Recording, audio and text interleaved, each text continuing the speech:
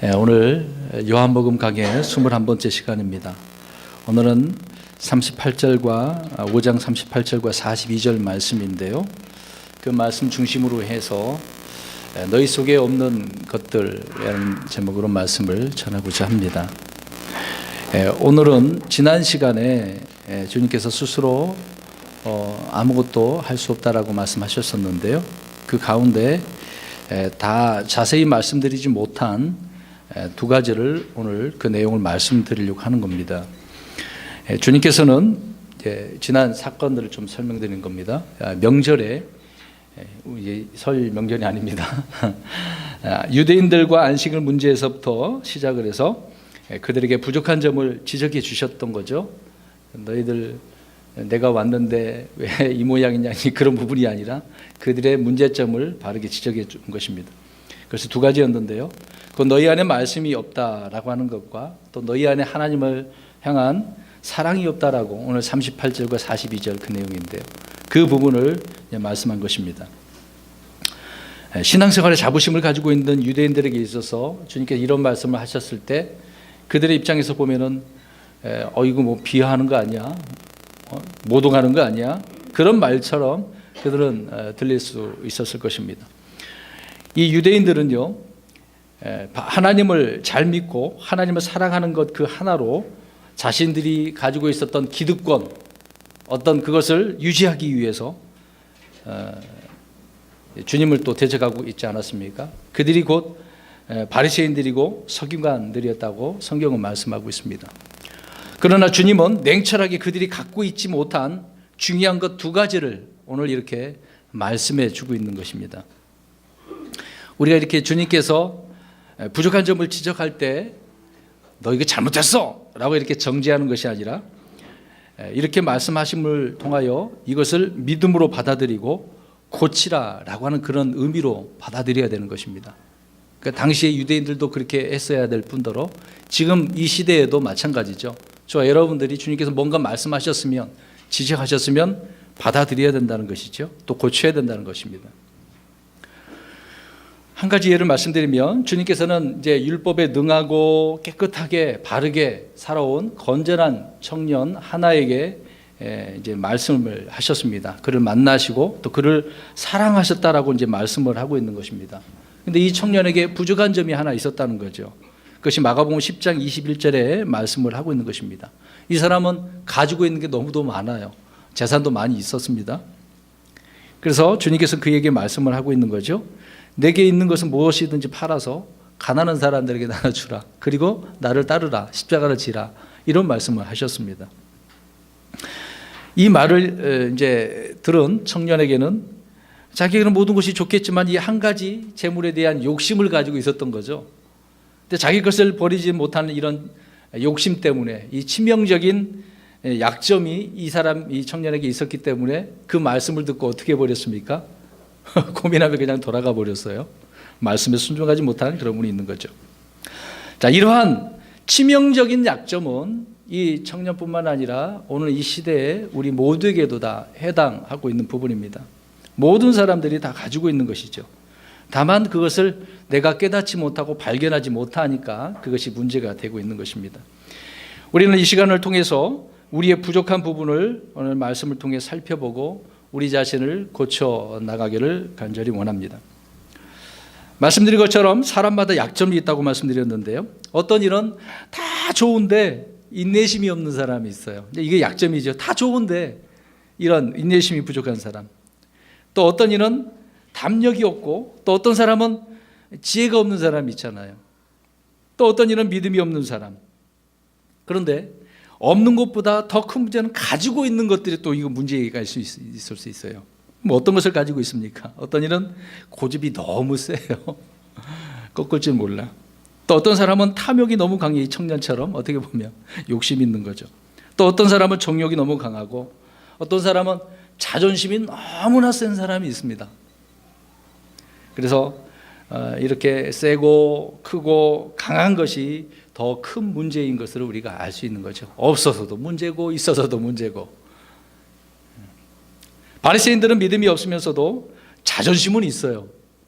그들은 율법으로 그렇게 살아왔기 때문에. 하나님을 향한 사랑은 없지만 사람들에게 인정받기를 좋아하죠. 존경받기를 좋아하죠. 또 사랑을 받으려면 그들에게 있어 이 욕심이 아주 이런 것이 컸기 때문에 자꾸 뭔가 사람들에게 이렇게 받기를 원하고 있는 거죠. 이것도 마찬가지로 우리 모든 사람들에게 개개인의 문제다라는 것을 알 수가 있습니다. 여러분 요한계시록을 보면 7교회가 나오죠.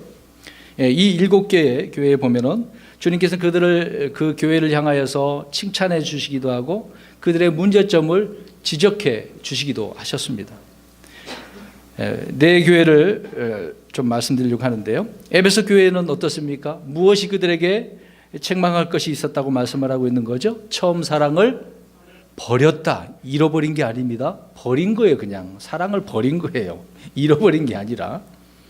또 버가마 교회를 향하여서 그들에게 이제 책망을 하셨던 것이 무엇이냐면 발람의 교리를 붙잡는 자들이 거기 있다라고 이야기합니다. 다 좋은데 희한한 일이죠. 투아데라 교회를 향해서는 무엇을 말씀하냐면 이세벨이라는 여자를 용납했다라고 이야기합니다. 이세벨은 나쁜 여자잖아요. 또 자칭 자기가 여대언자라고 이렇게 주장한 자였기 때문에. 그 다음에 라오디가 교회는 어떻습니까?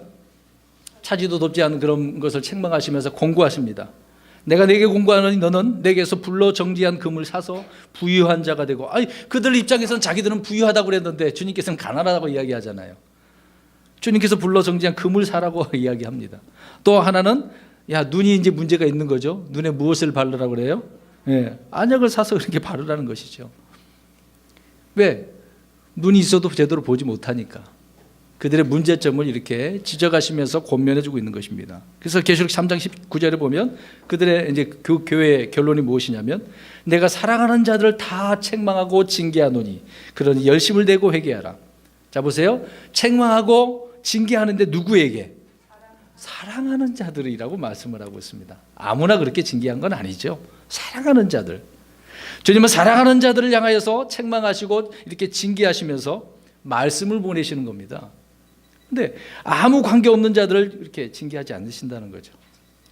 주님은 오늘 요한복음 5장에서 유대인들의 문제점을 아주 핵심적인 그 두 가지 처음에 말씀드린 것처럼 첫째는 그들 속에 하나님의 말씀이 거하지 않는다.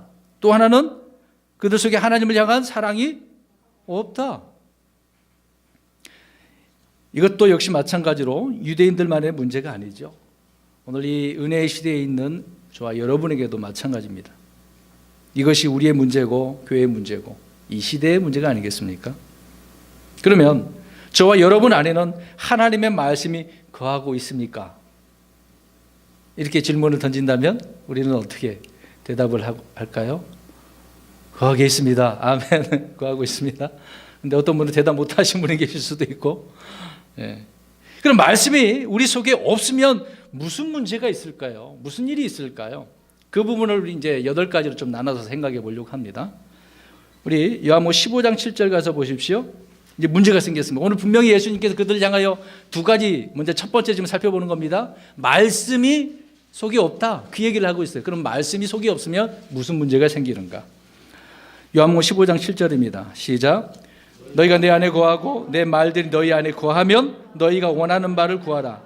그러면 그것이 너희에게 이루어지리라. 구한다라고 할 때 무엇을 하고 있는 거예요? 기도하고 있는 거잖아요. 근데 기도하는 사람은 무엇을 가지고 기도하는 거라고 이야기하고 있습니까? 그렇죠. 그러면 말씀이 없는데 기도 응답을 받을 수 있을까요? 없어요. 하지도 못할 뿐더러 받을 수 없다는 겁니다. 기도하려고 한다면 말씀이 있어야 돼요. 분명 말씀하고 있지 않습니까? 내 말들이 너희 안에 거하면, 저와 여러분 속에 있으면 그 말씀이 있으면 말씀 가지고 기도하는 거죠. 내가 내 생각으로 기도하는 게 아닙니다, 여러분. 기도도 바르게 이렇게 해야 돼요. 말씀 가지고 하셔야 됩니다. 말씀이 아닌 것 같고 하면은 하나님께서 안 들어주셔요. 하나님의 약점은 뭐냐면 말씀 가지고 이야기하면 하나님도 꼼짝 못 하셔요. 하나님 이렇게 약속하시지 않았습니까? 그렇게 기도하면 하나님께서 그러고 내가 말했구나. 그렇게 들어주시는 거죠. 쉽게 얘기해서 그렇습니다. 성경을 읽고 묵상하는 일은 성경에 대한 지식 외에 부수적인 이런 영적 유익이 우리에게 너무도 많아요. 그래서 기도가 풍성해지고 기도 응답이 넘치는 것입니다. 이런 경험 못하신 분들은 말씀이 속에 오가지 않고 있다라고 하는 의미가 되겠죠. 그래서 말씀이 우리 안에 거할 때 우리는 기도 생활이 달라지는 겁니다. 그러니까 오늘 이제 첫 번째로 말씀드렸습니다만은 하나님 말씀 부지런히 읽고 그 말씀을 가지고 기도하는 그런 습관을 가지시기를 바랍니다. 두 번째입니다. 우리 또 성경 읽겠습니다. 골로새서 3장 16절. 이제 여기서 말씀하고 있는 내용이 뭘까? 여기도 말씀이 거하지 않으면 무슨 문제가 생기는지 보겠습니다. 골로새서 3장 16절입니다. 시작. 그리스도의 말씀이 너희 속에 모든 지혜로 풍부히 거하게 하여 시와 찬송가와 영적 노래로 서로 가르치고 훈계하며 너희 마음속에서 은혜로 주께 노래하고. 그걸 이제 한마디로 요약한다면 말씀이 거하지 않으면 주님과 영적 교제를 할 수가 없다는 겁니다. 그 말씀이, 주님의 말씀이 우리 안에 거할 때 우리는 서로 상호 간에 이런 영적인 교제를 나누는 거예요. 말씀을 가지고.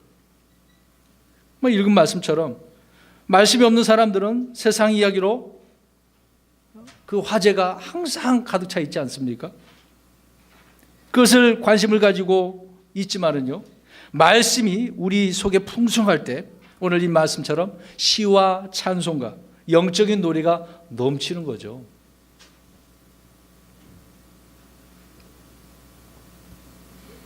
그리스도인들이 모여서 이런 영적 교제가 되지 않는다는 것은 그들 안에 무엇이 없다. 무엇이 없기 때문이다? 말씀이 없기 때문이다. 왜 오늘날 교회가 장사소굴이 되고 사교 클럽이 되고 스포츠 장소, 모임 장소가 되고 그렇게 흘러가고 있습니까? 성경을 읽지 않은 사람들이 모여있기 때문에 그래요. 성경 읽는 사람들이 모인 장소는요, 하나님 말씀 가지고 항상 교제, 그 입이 열려지게 될 수밖에 없습니다. 그래서 성경을 공부하고 묵상하는 사람들이 거기 있기 때문에 그러겠죠. 그러나 공부도 안 하고 묵상도 안 하고 읽지도 않은 사람들은 이 문제가 참 어려운 문제가 되는 것입니다. 자, 세 번째입니다. 요한복음 8장 31절 보십시오. 이번에는 말씀이 또 거하지 않으니까 이제는 무슨 문제가 될까요? 8장 31절. 말씀 안에 있지 않은 사람들은요, 주님의 제자가 되지 않아요. 읽습니다. 시작. 이에 예수님께서 자기를 믿은 그 유대인들에게 이르시되 너희가 내 말에 거하면 참으로 내 제자가 되고. 제자가 되는 방법이 있네요. 어떻게 해요? 주님의 말씀이 왜 그들 속에 있어야 돼요. 근데 여기에 이제 우리나라 말로는 내 말에 거하면 그렇게 돼 있지만 영어에는 한 단어가 또 있습니다. continue라고 하는, continue in. 계속해서 있어야 되는 거예요. 내 말씀. 하는 주님의 말씀이 우리 안에 계속해서. 있다가 없고 있다가 그 문제가 아니라 계속해서 있어야 된다. 그래서 우리나라 이제 번역으로는 거한다 그렇게 표현한 것이지만 계속해서 있어야 된다는 것이죠. 그래서 말씀이 우리 안에 거하지 못하면 제자가 될 수 있다 없다? 없다라고 말씀하고 있습니다. 네 번째 문이다. 이사야 8장 20절. 이사야 8장 20절입니다. 우리는 흔히 우리는 빛이야 등불이야 말을 많이 하죠. 근데 등불이 빛인 사람이 그 안에 말씀이 없다라 한다는 문제 있지 않습니까? 읽어봅니다. 이사야 8장 20절 시작. 그들이 율법과 증언에게 구할지니 만일 그들이 이 말씀에 따라 말하지 아니하면 그 까닭은 그들 안에 빛이 없기 때문이니라. 속에 빛이 없다라고 말씀하고 있습니다. 여러분, 우리는 세상의 빛이에요? 빛이 아니에요? 세상의 빛이죠? 세상을 비추는 등불입니다. 누가복음 12장 35절에도 너희 허리에 띠를 띠고 너희 등불을 타오르게 하며, 타오르게 하라고 말씀하고 있네요. 우리가 불이니까 말씀으로 이제 태우라는 말씀이 되겠죠. 또 주님의 말씀이 등불이라고 말씀하고 있기 때문에 저와 여러분이 이 말씀이 내 안에 거할 때 내 안에 막 뜨거운 열기가 솟아나는 겁니다. 여러분, 말씀 읽다가 이렇게 이런 뜨거움을 경험한 분 계시지 않습니까? 환하게 막 빛이 나고 갑자기 평소에 항상 어두움 가운데 얼굴 자체도 막 어둠 가운데 있는 사람 있지 않습니까? 근데 주님을 만나고 나서 말씀이 그 속에 들어가서 보니까 그 사람의 얼굴이 환하게 빛나잖아요. 모세 역시 주님과 교제할 때 말씀을 받지 않습니까? 신내산에서 내려오니까 얼굴이 어때요? 너무 광채가 나. 그래서 심지어 수건으로 가리지 않습니까? 놀라운 일이죠. 저 여러분도 마찬가지로 이런 말씀이 내 안에서 이런 열기가 솟아나야 되는 겁니다. 뜨거워야 되잖아요. 우리 예레미야 23장 29절 가볼까요? 주님께서 예레미야에게 말씀하신 내용입니다. 정말 하나님 말씀이 뜨겁대요. 뜨겁대. 예레미야 23장 29절, 23장 29절입니다. 그래서 말씀은 정말 뜨거워요. 뜨거워. 읽어봅니다. 시작. 주가 말하노라. 내 말이 불같지 아니하냐? 바위를 산산조각 부수는 쇠망치 같지 아니하냐? 불 같다고 이야기하죠. 또 쇠망치 같다고 이야기하잖아요. 그 불같은 말씀. 저와 여러분에게 있으면 내 안에 있는 것 다 두드려 패버리고 고치고 바르게 세워주겠죠. 그 말씀 그대로입니다. 그래서 말씀이 우리 안에 없으면 우리는 신앙생활을 하는 데 있어서 그냥 냉랭한 거 있잖아요. 막 얼려져 있는 상태. 막 교회 오면은 막 긴장감이 있고 이거 도대체 따뜻하고 온화하고 사랑이 풍성해야 되는데 이 교회는 이상해. 왜 이렇게 차갑지? 막 내 산에 막 이게 닭살이 돋아 이런 식으로 그렇게 느껴지는 바가 있을 수도 있지 않겠습니까? 말씀을 저와 여러분 안에 그래서 우리는 풍성히 거하게 해야 한다는 것입니다. 하나님의 말씀이 없이 예수 그리스도를 믿을 수가 없어요. 그렇죠? 유대인들은 그러면 왜 예수 그리스도를 믿지 않았습니까? 오늘 지금까지 다 말씀드렸으니까 뭐가 없어서? 네. 말씀이 그들 속에 거하지 않았기 때문에. 요한복음 8장 37절에 그렇게 말씀하잖아요. 그러나 내 말이 너희 안에 있을 곳이 없으므로 너희가 나를 죽이려 하는군. 말씀이 없으니까 누구를 죽이려고 해요? 그러니까 지금 세상 사람들이 다 그렇습니다. 예수 믿으라고 아무리 얘기해봤자 오히려 예수님을 죽이려고 하잖아요. 저와 여러분을 돌로 치려고 하지 않습니까? 그러니까 말씀이 없으면 이런 문제가 있는 거죠. 그 다음에 다섯 번째입니다. 요한일서 2장 14절. 요한일서 2장 14절입니다. 말씀이 내 안에 없다라고 하는 것은 마귀와 죄와 세상과 육신의 지배당해서 패배자다라고 이제 스스로 선포하는 거예요. 그 구절을 읽습니다. 요한일서 2장 14절 시작. 아버지들아 내가 너희에게 쓴 것은 너희가 처음부터 계신 그분을 알았기 때문이라. 젊은이들아 내가 너희에게 쓴 것은 너희가 강하고 또 하나님의 말씀이 너희 속에 거하며 너희가 그 사악한 자를 이겼기 때문이라. 네. 말씀이 내 안에 거해서 속에 거하기 때문에 사악한 자를 이겼다라고 말씀하고 있는 거죠. 그런데 그렇지 않은 사람들은 어떻습니까? 반대로 패배자라는 것을 선포하고 있는 거죠. 여러분 하나님의 말씀으로 저 사악한 자를 이겼다고 말씀을 하고 있는데 내 안에 말씀이 거하지 않으면 그러면 원수를 무엇으로 이길 수 있겠습니까? 원수를 어떻게 이기실래요? 지금처럼 미사일 한 대 쏘면 되겠습니까? 저 하늘 향하여 저 하나님이 계신 곳 하늘에 있다고 하는데 미사일 한번 쏴보시면 어떨까요? 저 김정일한테 한번 부탁했으면 좋겠네요. 한번 쏴보라고. 올라가다가 화력이 다 떨어져서 그냥 추락할 것입니다. 성경을 읽고 암송하고 묵상하는 것은 우리가 군인처럼 어떤 전사처럼 검수를 훈련하는 것과 같은 거 아니겠습니까? 하나님의 말씀을 찌르지 못하는 것이 없고 또 가르지 못하는 것이 없는 양날성검이라고 히브리서에 말씀하고 있지 않습니까? 그만큼 날카로운 거죠. 그래서 말씀이 있어야만이 우리가 저 세상을 이기고 마귀를 이길 수 있다라고 하는 부분입니다. 여섯 번째입니다. 베드로전서 1장 23절. 하나님 말씀이 없다라고 하는 것은 열매를 맺을 수가 없어요. 우리는 해마다 열매, 수확, 추수 그런 일들을 많이 합니다. 베드로전서 1장 23절. 그러나 열매를 하지만 주님 앞에 정작 가서 이 열매가 없는 사람들이 너무도 많아요. 여기 있습니다. 베드로전서 1장 23절 시작. 너희가 다시 태어난 것은 썩을 씨에서 난 것이 아니요 썩지 아니할 씨에서 난 것이니 살아있고 영원히 거하는 하나님의 말씀으로 된 것이니라. 네, 말씀으로 너희가 이렇게 된 거야. 이런 열매가 맺힌 거야. 그렇게 말씀하고 있는 거죠. 하나님의 말씀은 생명의 씨앗이기 때문에.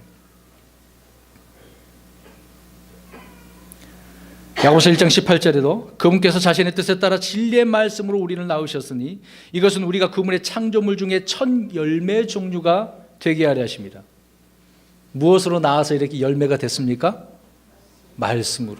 진리의 말씀으로 낳았기 때문에 우리는 첫 열매가 된 것이죠. 물론 주님께서 첫 열매시고. 여러분, 말씀을 마음에 받아들이지 않고 구원 얻을 수 있는 사람은 아무도 없습니다.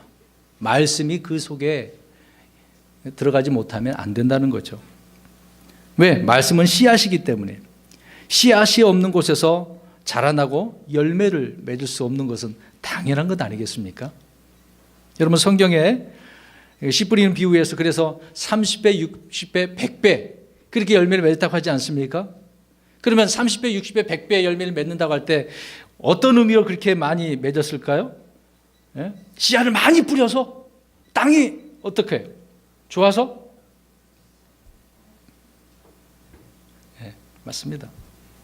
좋은 땅에 뿌려졌기 때문에. 그래서 씨 뿌리는 비유 중에서 한 가지 그 땅, 우리의 마음밭이잖아요. 우리의 마음밭이 어떻게 해야 돼요? 네, 옥토밭, 흔히 이제 옥토라 그러지. 좋은 밭. 좋아야지. 이 마음밭이 좋아야죠. 그래서 저와 여러분도 말씀의 씨앗을 마음속에 뿌리되 좋은 밭을 만들어 주시기를 그렇게 기도해야 되는 것입니다. 그래서 말씀이 우리 안에 거하지 못하면 열매를 맺을 수 있다 없다? 없다라고 하는 것입니다. 7번째, 베드로전서 2장 2절입니다. 하나님 말씀 우리 안에 거하지 않는다라고 하는 것은 성장하지 않는다는 겁니다. 할 수 없는 거죠. 성장할 수가 없습니다. 베드로전서 2장 2절 시작. 말씀의 순수한 젖을 사모하라. 이것은 너희가 그 젖으로 말미암아 성장하게 하려 함이라. 네. 주님의 말씀이 없다라고 하는 것은 성장이 없다는 겁니다. 그냥 어린아이로 계속 그대로 머물러 있다는 거죠.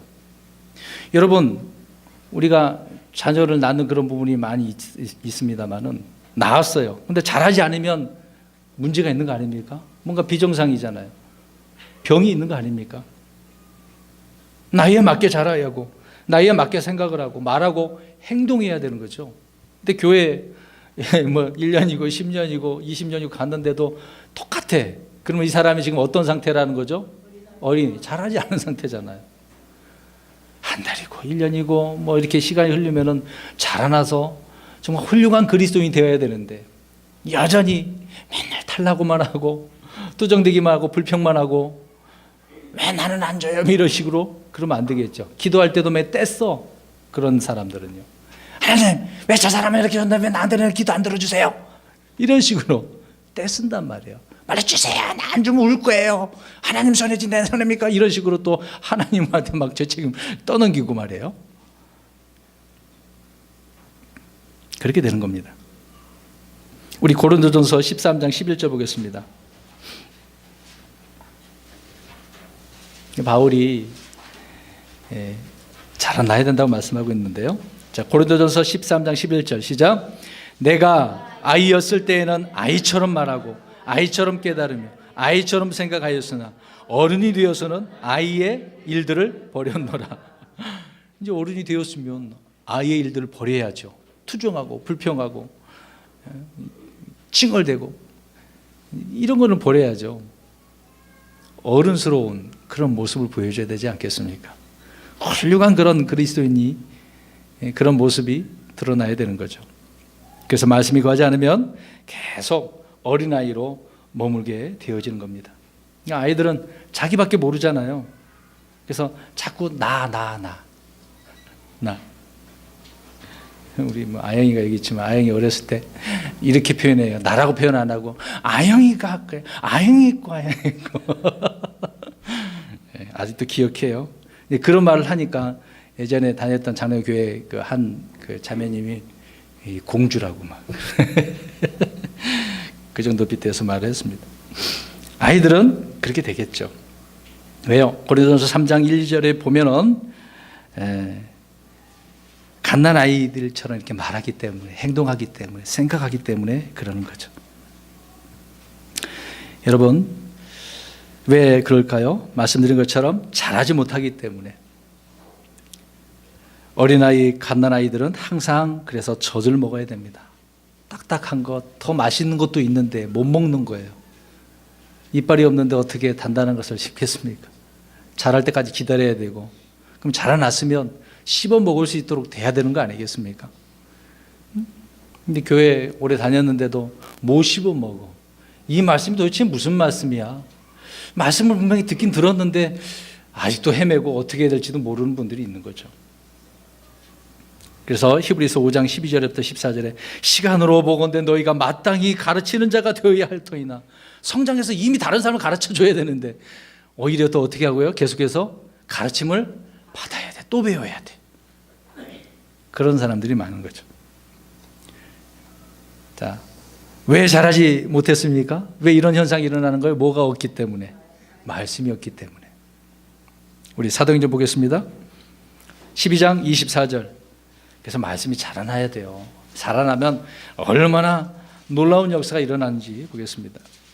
사도행전 12장 24절. 말씀이 무슨 어떻게 무럭무럭 자라난대요. 희한한 표현인데 읽어봅니다. 시작. 아멘. 지금 12장 24절 맞아요? 네, 맞죠. 네. 사도행전 6장 7절 가서 또 보겠습니다. 사도행전 6장 7절, 12장 24절에도 분명히 말씀이 자라고 크게 불어났다고 했어요. 6장 7절 시작.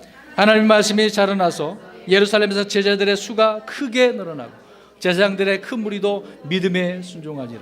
와, 말씀이 막 이렇게 자라나. 여기저기 저기 말씀을 듣고 그 사람이 자라나니까 이렇게 놀라운 일이 벌어지는 거죠.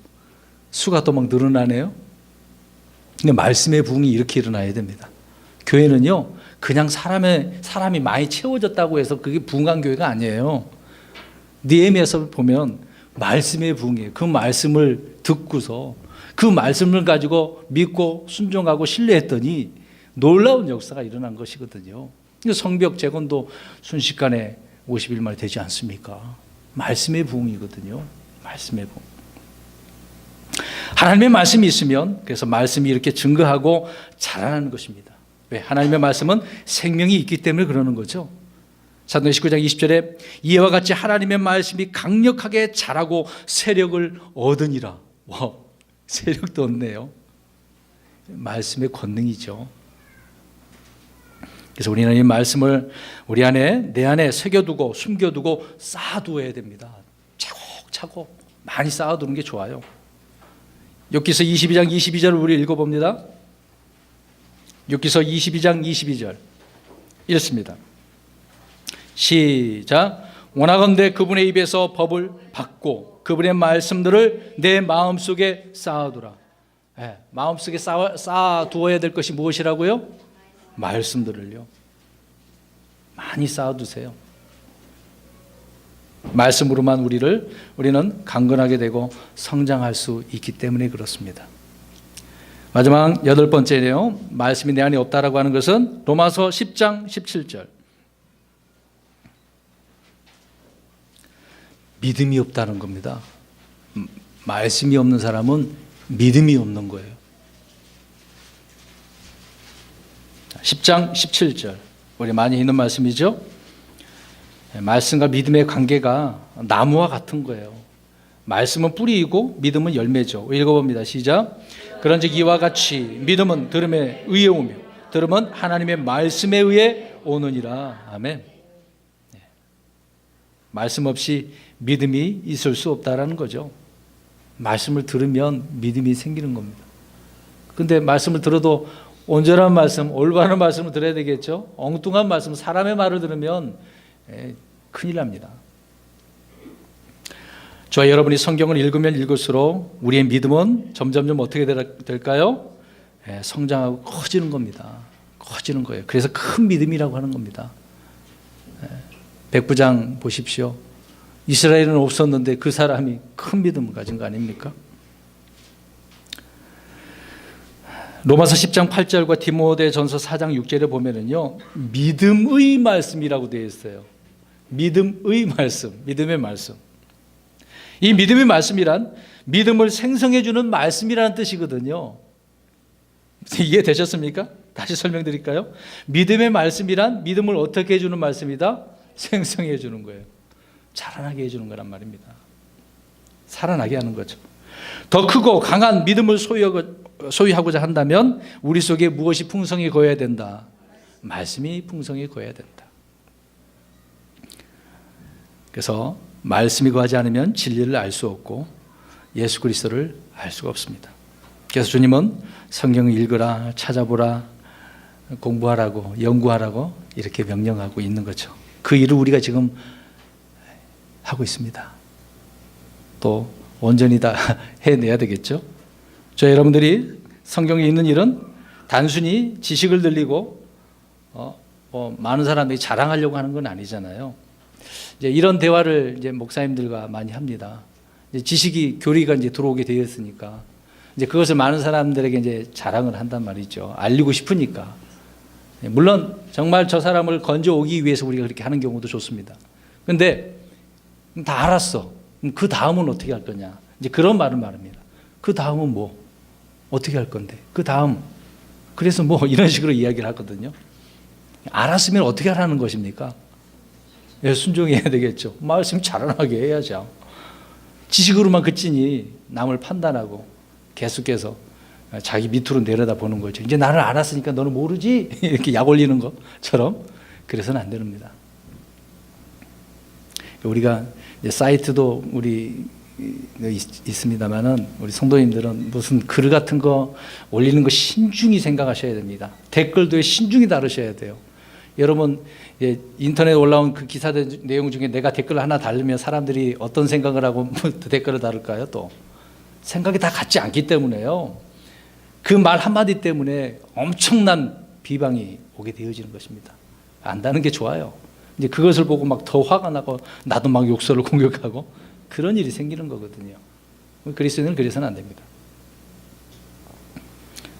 이번에 어떤 홈피에서도 보면은 어떤 사람이 질문을 하나 했는데 답변해 줬어요. 근데 자기 생각은 안 맞다고 계속 꼬치꼬치 묻고 또 캐묻고 답변해 주고 서로 간에 이제 그러다가 이제 비방하게 되어지더라고요. 그런 목적은 아니잖아요. 이런 말씀드린 것처럼 말씀이 거하지 않으면 진리를 알 수도 없고 예수 그리스도를 알 수가 없습니다. 늘 겸손히 주님의 말씀에 순종할 수 있는 저와 여러분이 되기를 간절히 바랍니다. 자, 이것이 첫 번째예요. 말씀이 거하지 않은 사람은 이런 문제가 있다. 두 번째입니다. 주님이 말씀한 지적하신 두 번째는 너희 속에 무엇이 없다? 하나님을 향한 사랑이 없다라고 하는 부분입니다. 야, 좀 나에게도 있는데 왜 주님은 없다고 말씀하시지? 바리새인들이 이렇게 얘기할 수도 있겠죠. 하나님을 믿는 믿음이 없다, 하나님을 향한 사랑이 없다는 말에 놀라지 않을 수 없겠죠. 그럼 저와 여러분들에게 이 말씀을 주님께서 오늘 여기서 하셨다고 생각해 보세요. 지금 뜨끔할 겁니다. 유대인들 특히 바리새인들은요 율법을 철저히 준행한 사람들 아닙니까?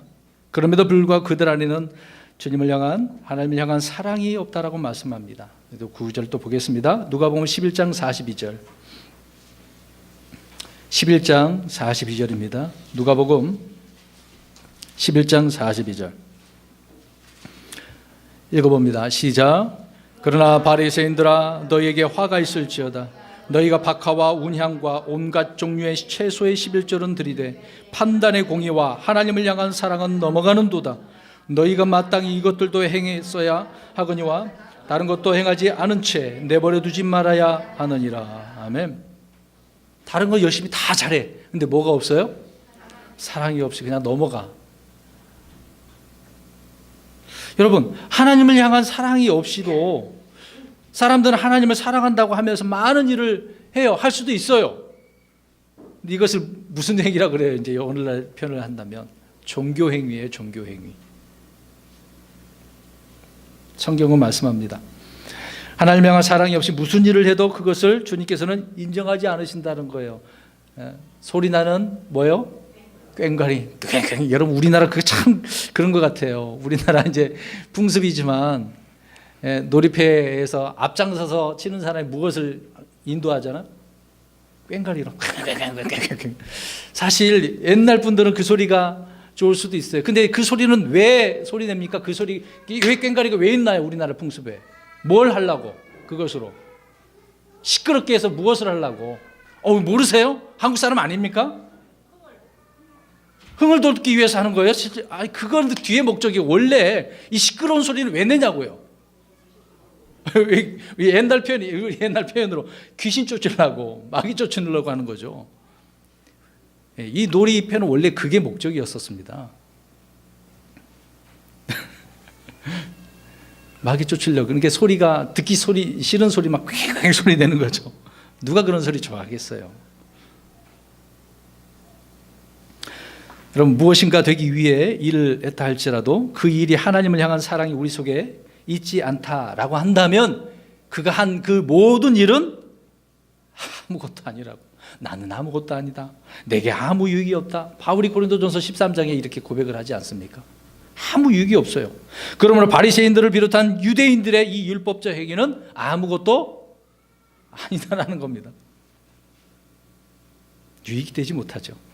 그러면 우리 안에 하나님을 향한 사랑은 어떻게 온전해질 수 있을까요, 여러분? 우리 9구절 보겠습니다. 요한일서 2장 5절. 요한일서 2장 5절입니다.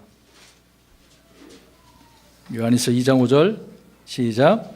누구든지 그분의 말씀을 지키면 그 사람 안에서 참으로 하나님의 사랑이 완전하게 되었나니 이로써 우리가 그분 안에 있는 줄 우리가 아느니라. 아멘. 오늘 요한복음도 사도 요한이 기록하고 요한일서도 사도 요한이 기록한 거 아닙니까? 하나님의 말씀을 우리 안에 거하게 한 다음에 그 다음에 할 일은 뭐죠? 그 말씀을 어떻게 하면, 지키면 그 사람은 하나님의 사랑이 있어 어떻게 된다? 완전하게 된다. 지키라고요.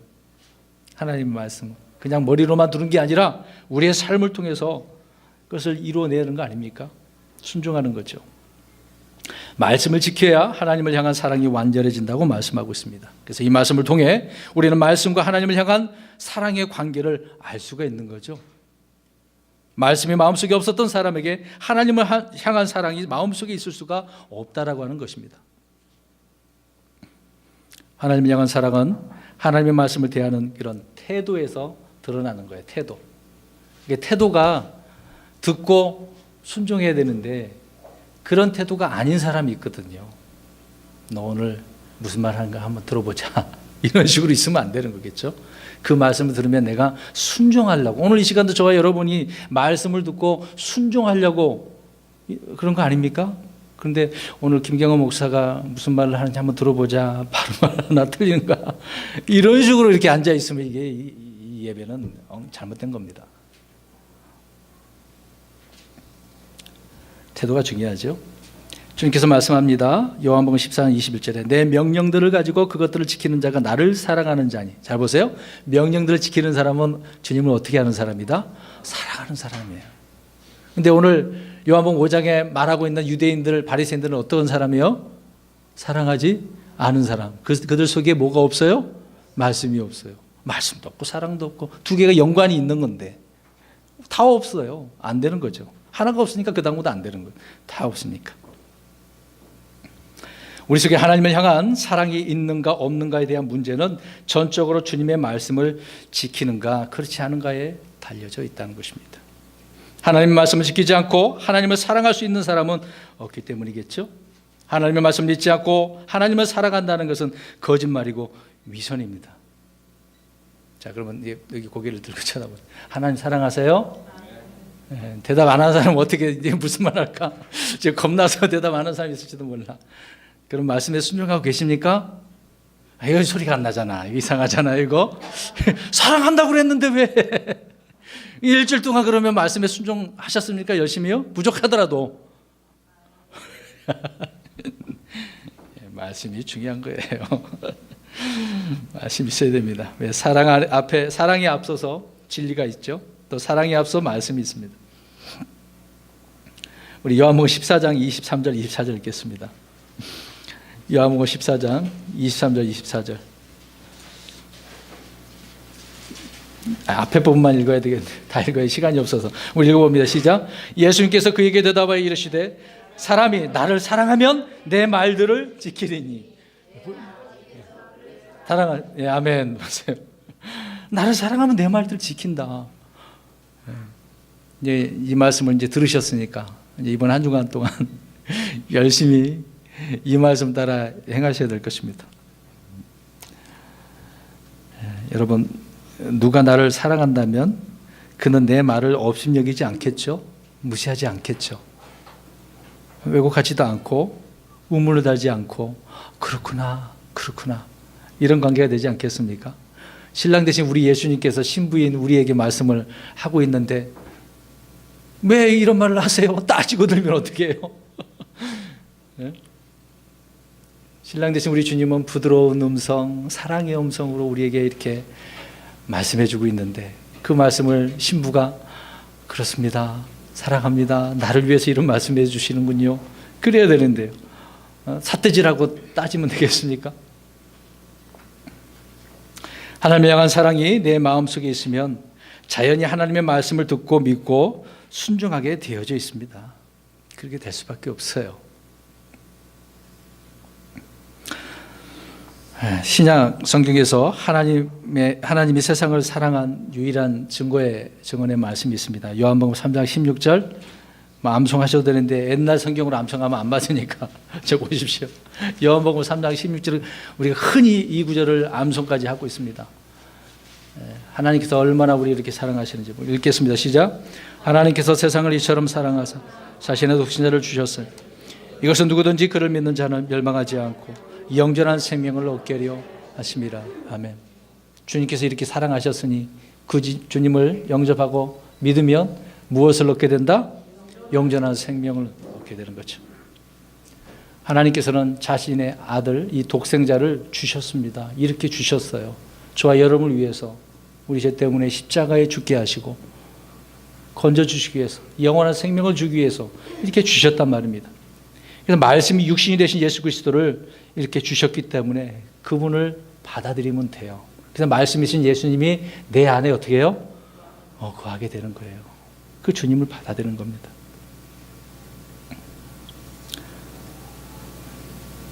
구약 성경에서 주님이 이스라엘 백성을 사랑한 것이 무엇입니까? 우리 신명기 33장 3절 보겠습니다. 자, 신약에서도 그렇게 말씀을 하고 있는데 구약에서도 어떻게 말씀하고 있는지 보겠습니다. 신명기 33장 3절 읽습니다. 시작. 참으로 그분께서 백성을 사랑하셨은즉 그분의 모든 성도가 주의 손안에 있나이다. 그들이 주의 발밑에 앉았으니 각 사람이 주의 말씀들을 받으리이다. 아멘. 주님께서 사랑하셨고 말씀을 보내주셨네요. 근데 백성들은 그 말씀을 앉아서 어떻게 해요? 받아들이는 거죠. 이러면 되는 거예요. 다른 거 없어요. 예수 믿고 구원받으라는 의미가 주님을 영접하기만 하면 돼요. 그러면 그 사람은 바로 혼이 지옥으로부터 구원받는 거죠. 건진 바 얻게 되어지는 것입니다. 간단한 겁니다. 다른 거 안 해도 돼요. 그것만 믿으면 돼요. 구원받는 방법은. 이스라엘 백성이 하나님의 사랑을 받는 길은 주의 말씀을 받는 것이었습니다. 말씀을 믿고 또 마음으로 받아들이는 것이 주님의 사랑을 받아들이는 것이고 또 주님을 사랑하는 것이라고 이렇게 말씀하고 있는 거죠. 그래서 주님께서는요, 말씀을 이렇게 보내주시네요. 말씀을 보내주실 때 우리가 잘 받아들여야 합니다. 자, 몇 구절 또 봐야 됩니다. 우리 시편 147편 18, 19절. 오늘 성경 많이 찾는데요. 그래도 찾아야 됩니다. 눈으로 확인하십시오. 하나님께서 말씀을 어떻게 이렇게 보내시는지, 이 보내셔서 그 말씀을 가지고 어떻게 하시는지 보자는 거죠. 우리 시편 147편 18, 19절. 147, 18, 19절 시작. 그분께서 자신의 말씀을 보내사 그것들을 녹이시고 자신의 바람을 불게 하사 물들이 흐르게 하시는도다. 그분께서 자신의 말씀을 야곱에게 보이시며 자신의 법규들과 판단들을 이스라엘에게 보이시는도다. 말씀을 보내셔서 녹이시네요. 추위를 녹이는 거죠. 자, 말씀 아까 뜨거운 불이라고 그랬잖아요. 뜨겁다고 그랬잖아요. 차가운 우리의 냉랭한 이런 마음들, 하나님 말씀이 들어와야 되는데 단단히 그냥 굳어가지고 못 들어오는 그런 마음들을 어떻게 합니까? 녹이시는 거예요. 부드럽게. 냉랭한 가슴 아주 그냥 뜨겁게 만드는 거란 말입니다. 이 말씀이요. 그래서 우리 교회도 하나님 말씀으로 뜨거워져야 돼요. 그렇게 될 줄 믿습니다. 네. 사람의 말로 뜨거워지는 게 아니라 하나님의 말씀으로. 그래서 말씀을 이렇게 보내셔서 또한 우리 기도가 냉랭한 기도였다고 한다면 뭐 열정적이고 뜨겁게 주님 앞에 기도할 수 있는 그런 기도. 엄청나죠? 자, 이렇게 보내시네요. 또 우리 성경을 봐야 되겠네요. 누가복음 24장 32절. 엠마오로 가는 두 제자입니다. 그에게 또 말씀을 해주셨죠. 누가복음 24장 32절 시작. 그들이 서로 이르되 그분께서 길에서 우리와 말씀하시고 우리에게 성경 기록들을 열어주실 때 우리 속에서 마음이 뜨겁지 아니하든. 주님께서 말씀을 이렇게 기록된 말씀을 가지고 다 설명해 주니까 마음속에서부터 어때요?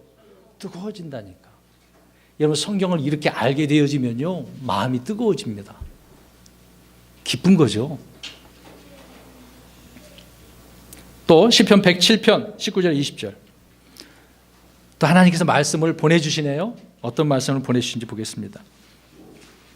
시편 107편 19절에 20절 시작. 그때 그들이 고난 중에 주께 부르짖음에 그분께서 그들의 고통에서 그들을 구원하시되 자신의 말씀을 보내어 그들을 고치시며 멸망들에서 그들을 건지셨도다. 고난 중에 있어요. 힘들고 어려울 때. 저와 여러분 그런 때 많잖아요. 그럴 때 하나님 앞에 부르짖어요. 그러면 하나님께서 뭘 보내주신 거예요? 말씀을. 그렇죠? 문제를 해결해 주시는 겁니다. 그다음에 또 하나 보겠습니다. 시편 147편 15절 또 이렇게 고난 중에 부르짖으면 말씀을 속히 보내주시는데요. 읽어봅니다. 147편 15절 시작. 자신의 명령을 땅 위에 보내시니 그분의 말씀이 매우 보세요. 말씀이 매우 빨리 달려요. 오늘 아침에 우리 이혜리 자매님이 못 나오신다고 했었거든요. 근데 저는 기도했습니다. 하나님 같이 그런 상황이더라도 와서 예배 드렸으면 좋겠습니다. 기도하고 일어났는데 뒤에서 인사하고 들어오시더라고요. 제 기도를 그냥 몇 초 만에 들어주셨어요. 이렇게 빨리 들어주시네요. 저는 사정을 몰랐으니까요. 우리 나오시다 안 나오시는 분들 계시기도 하고 다른 분들도 이렇게 나왔으면 그건 안 들어주셨는데 예. 말씀을 보내주시는 것이 바로 주님의 사랑 아니겠습니까? 또 이사야 9장 8절 말씀에 보면 주님께서 말씀을 보내시는데 심판하기 위해서 보내신다고 말씀을 하고 있습니다. 심판하기 위해서. 그냥 그렇게만 알고 넘어가면 좋겠네요. 또 하나는 죄인들에게도 이제 말씀을 보내주시는 거죠. 너는 어떠한 사람이라는 것을 알려주십니다. 그대로 가다가 너는 죄인된 신분으로 살다가는 죄인된 그 신분으로 심판받게 되어진다. 그걸 알려주기 위한 것이겠죠. 그래서 이렇게 하나님은 말씀을 보내신다라는 겁니다. 다윗도 하나님께서 말씀을 보내시니까 그 말씀이 뭐 어떤 것을 알고 그 말씀을 사모하고 사랑하잖아요. 날 묵상하잖아요. 심지어 그 말씀을 통해서 막 울었어. 그랬더니 침상이 어떻게 됐습니까? 젖었어. 여러분 진짜 주님의 그 사랑이 그 말씀이 무엇인가를 어떠한가를 알면 깨닫게 되어지잖아요.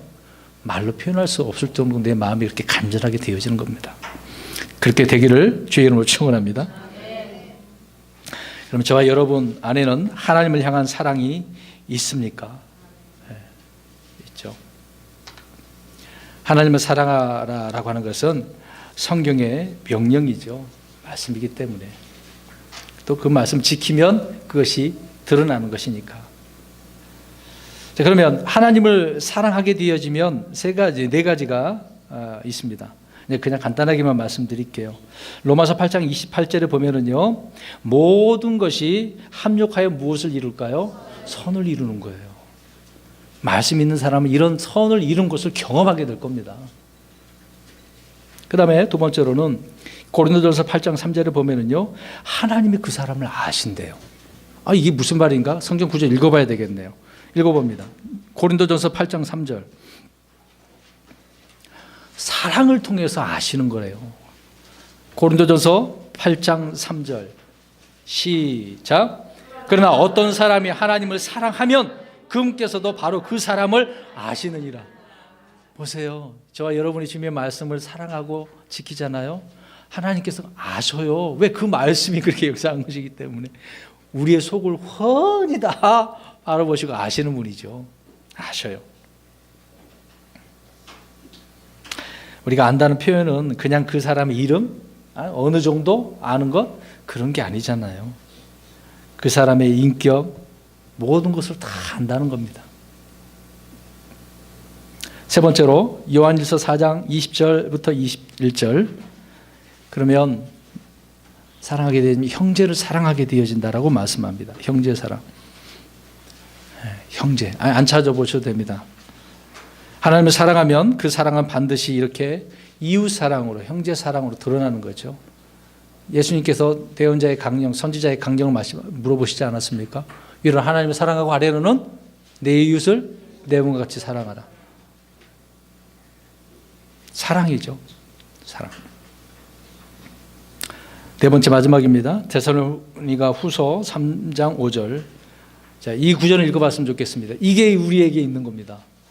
디도서에 있는 말씀처럼 우리는 주님의 오심을 어떻게 하는 사람일까요?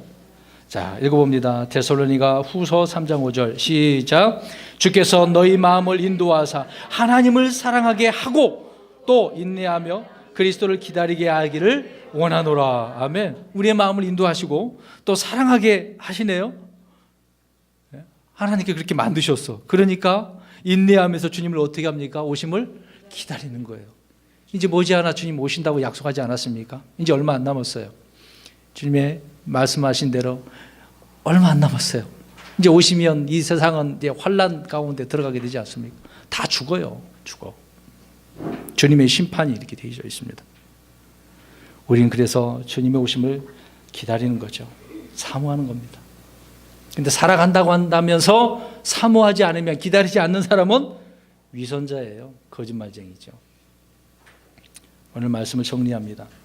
오늘 말씀을 통해서 주님께서는 유대인들에게 부족한 것 두 가지. 자, 그들 속에 무엇이 없다? 첫 번째로 말씀이 없다. 또 하나님을 향한 무엇이 없다? 사랑이 없다.